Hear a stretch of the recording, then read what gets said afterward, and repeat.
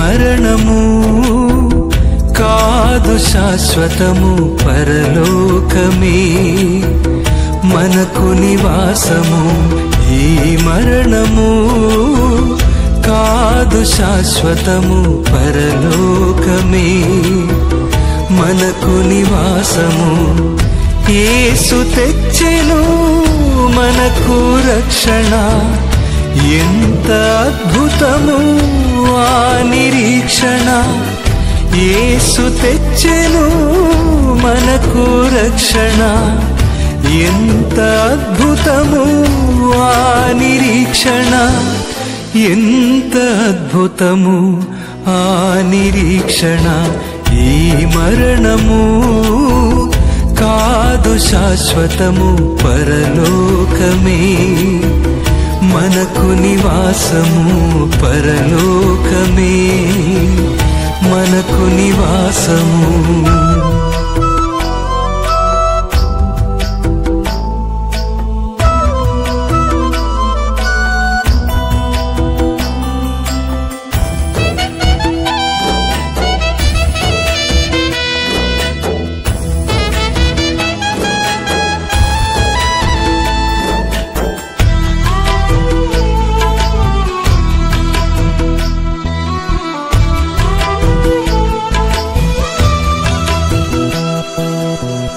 జగతు పునాది వేయక ముందే మనమెవ్వరు ఎవరికి తెలియక ముందే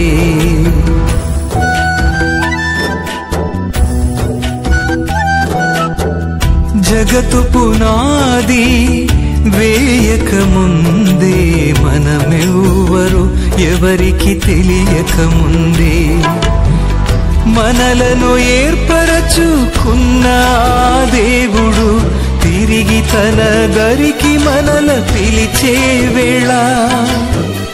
మనలను ఏర్పరచుకున్న దేవుడు తిరిగి తన దరికి మనల పిలిచే వేళ. తిరిగి తన దరికి మనల పిలిచే వేళ.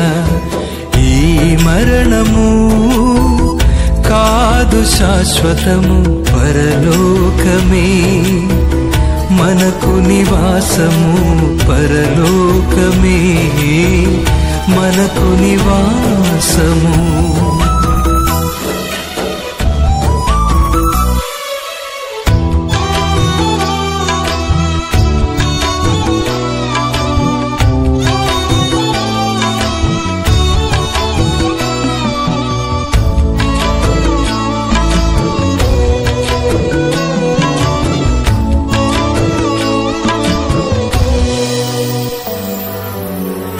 యేసు నామమును ఎరిగిన వారు పాప శ్రమలకు అర్హులు కారు.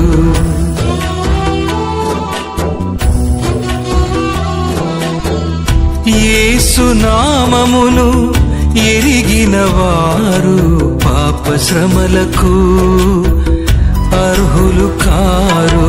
తిరిగి లేచెదరు యేసు నామములో, కొలువు తీరెదరు పరలోకంలో. తిరిగి లేచెదరు యేసు నామములో, కొలువు తీరెదరు పరలోకంలో. కొలువు తీరెదరు పరలోకంలో. ఈ మరణము కాదు శాశ్వతము పరలోకమే మనకు నివాసము. పరలోకమే మనకు నివాసము.